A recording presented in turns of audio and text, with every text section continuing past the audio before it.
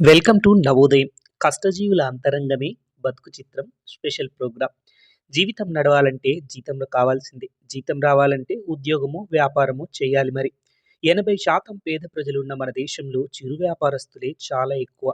అటువంటి వారిలో టీ, కాఫీలు అమ్మి జీవనం సాగించేవారు మరీ ఎక్కువగా ఉన్నారని చెప్పొచ్చు.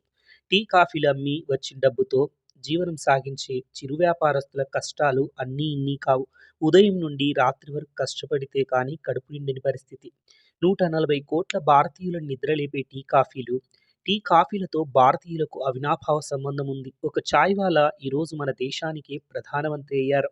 తమిళనాడు రాష్ట్ర మాజీ ముఖ్యమంత్రి పన్నీర్సెల్వం కూడా ఒకప్పుడు టీ కొట్టు నడిపిన వారే. టీ, కాఫీ అంగడ్లు లేని భారతదేశాన్ని మనం ఊహించుకోలేం. కాశ్మీరు నుండి కన్యాకుమారి వరకు ప్రతి ఒక్కరూ టీ, కాఫీ తాగేవారే.